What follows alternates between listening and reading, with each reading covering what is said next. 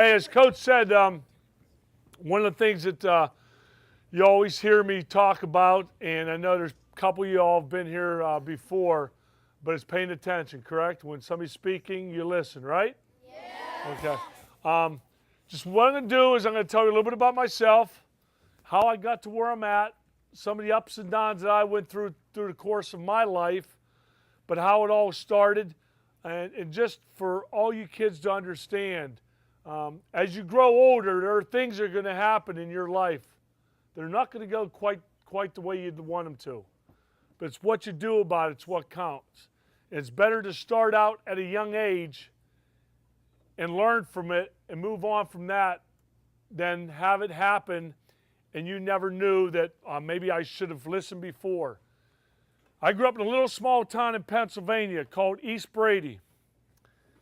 I was your age when my dad used to have me out in the backyard tossing a football. There were many times my dad wouldn't let me eat lunch until I was done throwing the football in the backyard. But that just wasn't with me. That was my two younger brothers and one of my older brothers too.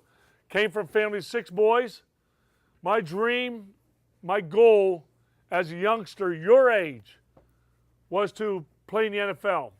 Whether I achieved that goal, I never knew until it happened. But I prepared myself, I worked very hard, and there are sacrifices that we all have to make.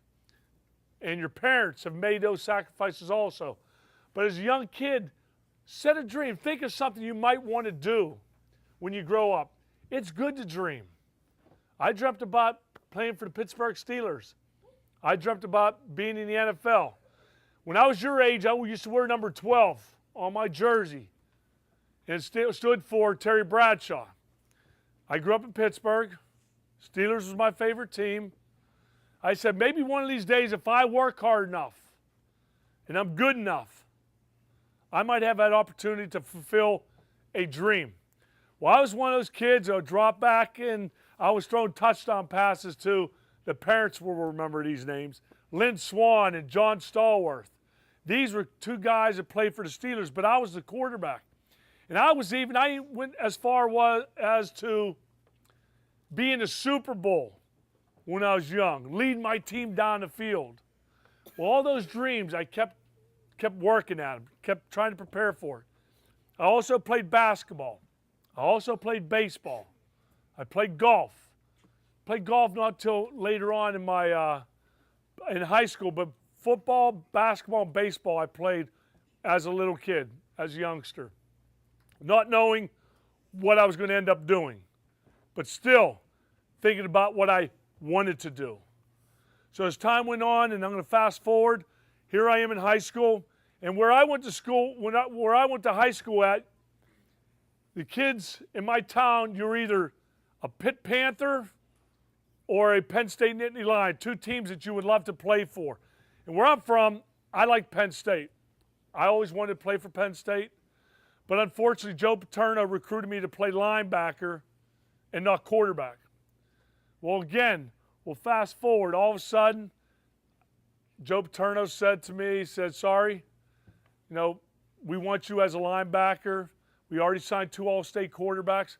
So I went to the University of Miami, Hurricane. Any Hurricane fans in here? Oh, we got a few. Well, that's pretty good. That's not bad. I'd say half you guys are telling the truth. Okay, put your hands down now. How many Florida Gators? You all could leave. Man, come on. That many Gator fans?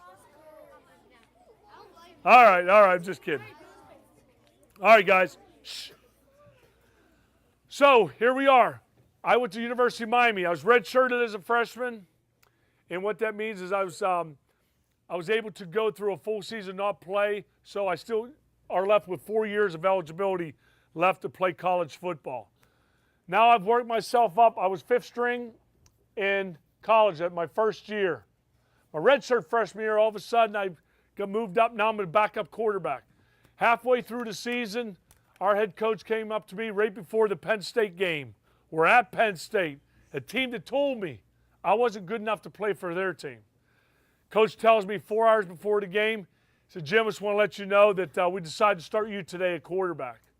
First thing I did was, after he told me, I excused myself. Of course, I was excited. Went to the bathroom, and I threw up for about 20 minutes. I was so nervous. We went on to beat Penn State that day, 26-10. My first 4 starts as a college quarterback, as a freshman, was Penn State, Alabama, Notre Dame, and Florida. 4 teams. I started my first 4 games as a freshman. I grew up in a little small town, about 800 in my hometown, no traffic lights, about 60, 65 in my graduating class, and about 25 or 30 kids on my football team. Small school, very small school. But again, it doesn't matter how big you are, how small you are, how big your school is, how small your school is. If you put your heart to something, anything is possible, guys. And as time went on, here we are. I made it through high school and college. Now, at the end of my days in college, up for the Heisman Trophy.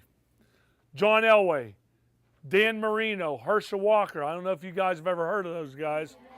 You should have if you're a sports guy. Who won? Anybody know with the raise of their hand? Who won the Heisman Trophy this year?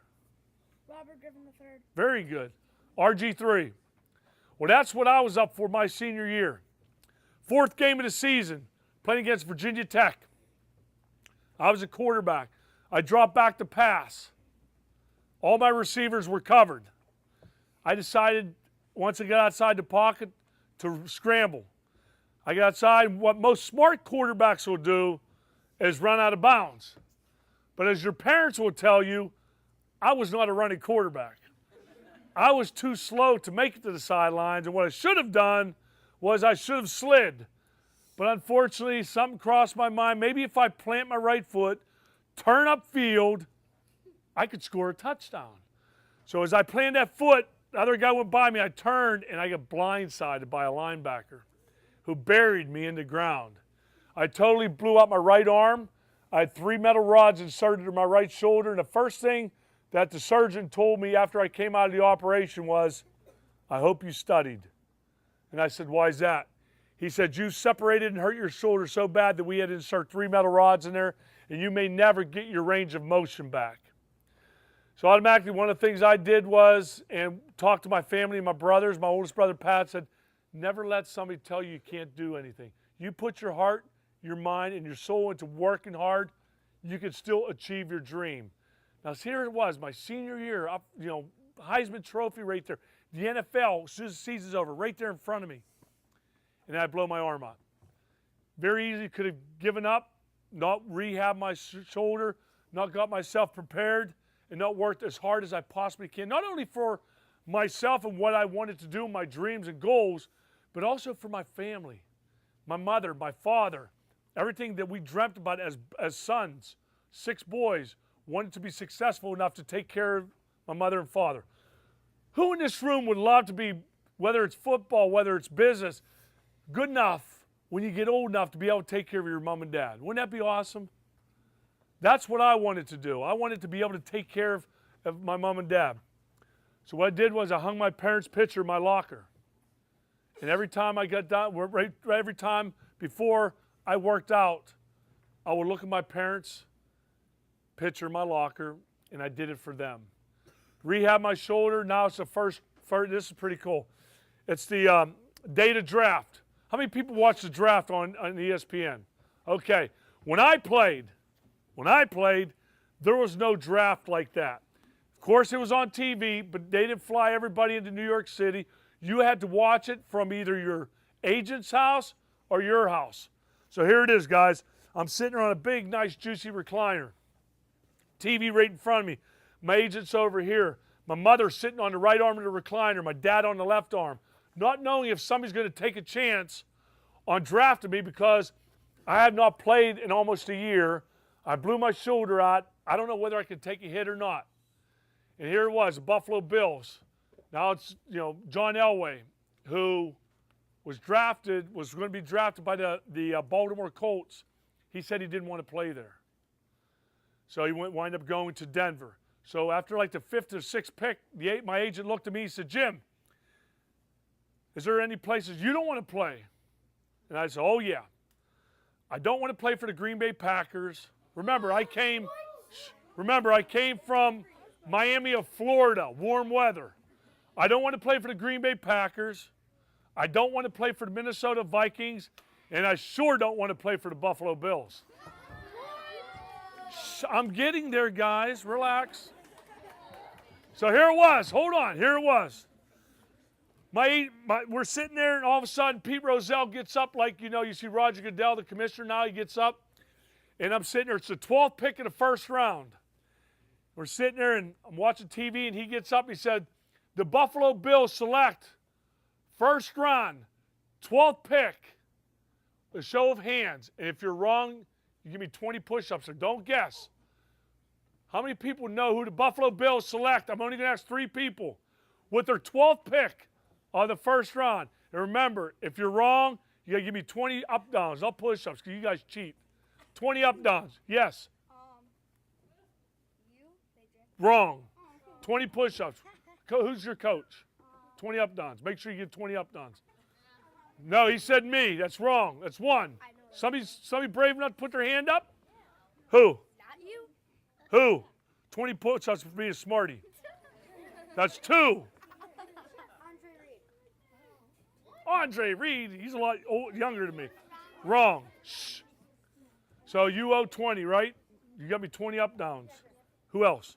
20 up-downs. Who's the other kid? 20 up-downs. Remember, okay? I don't want anybody guessing. Okay, I'll get 2 more. I love making you guys work. You don't know who it is. Okay, who is it? Okay, that's it. You guys don't know. Shh. Hey, shh. Steve Tasker, who said that? Remember, 20 up-downs. Remember, everybody had 4 guys? Okay, somebody yell it out. Man, get out of it. Forget it. The guy's name, okay, here, let's rewind the tape. Oh, shh. Hey, let's rewind the tape. 12th pick of the first round, the Buffalo Bills select tight end from Notre Dame, Tony Hunter. I go, yes, and when I jumped out of my seat, I hit my mother, knocked her off the chair onto the floor. I goes, Mom, I'm so sorry I picked her up. I said, but I'm not going to Buffalo. 2 picks later, Pete Rozelle and my agent looked at me and said, Jim, relax. He said, the Bills also have the 14th pick in the first round. So I'm saying, please don't pick me, please don't pick me.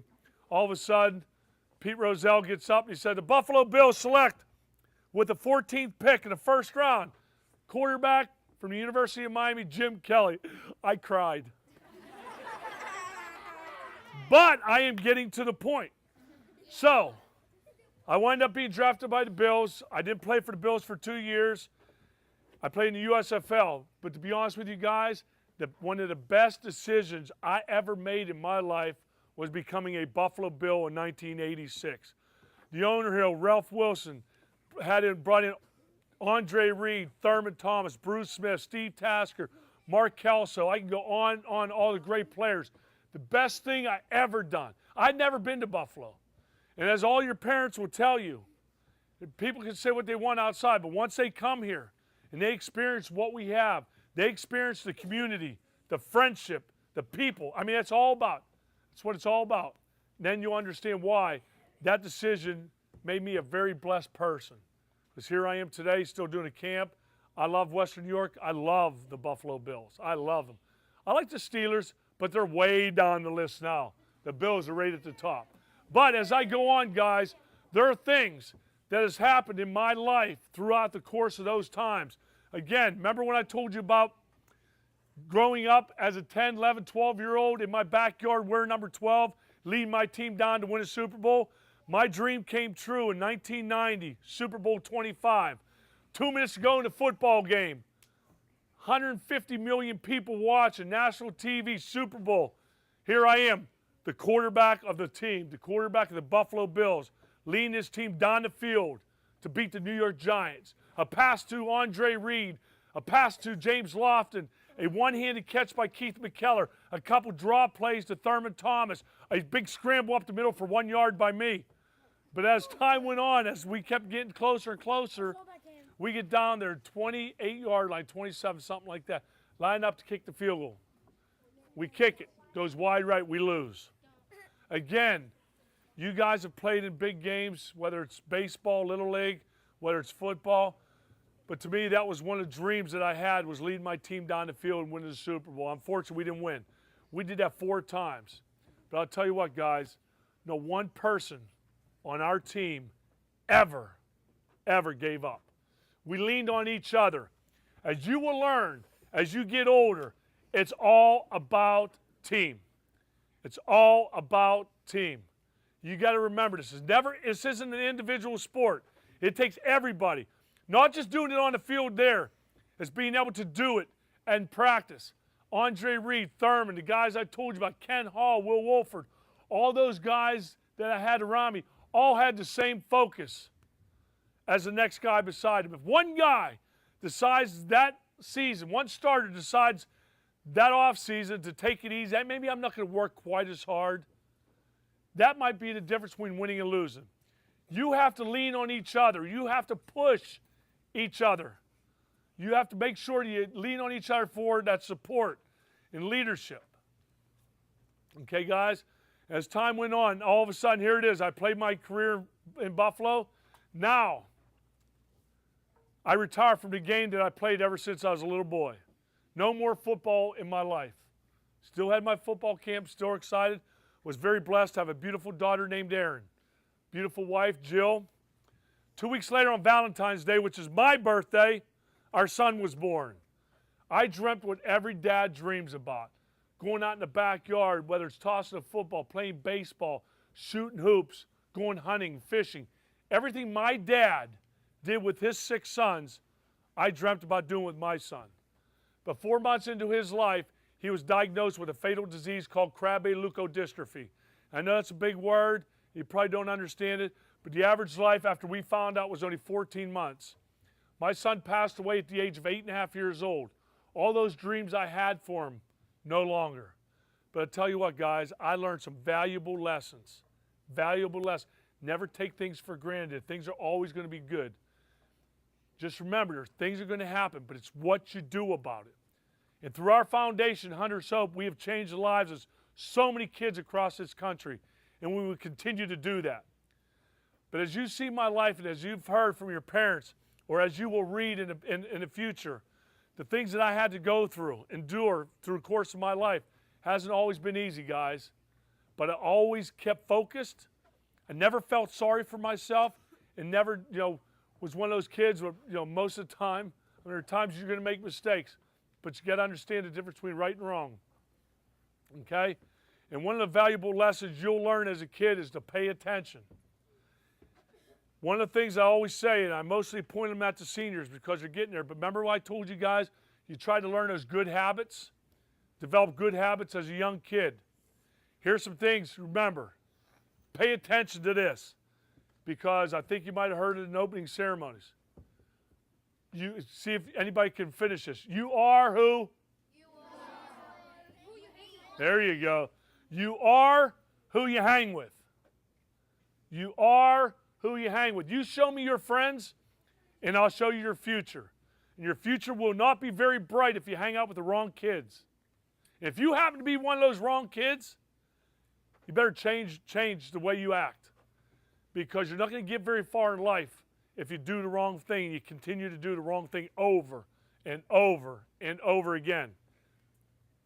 You hang with the wrong kids, guys, it's not going to come back. Well, I didn't do anything. It wasn't me. I always hear that, especially younger kids. Why? It wasn't me. I didn't do it. Were you with them? Yeah. Well, guilty by association. You got to understand. You got to hang out with the right kids. And it starts at home with the parents.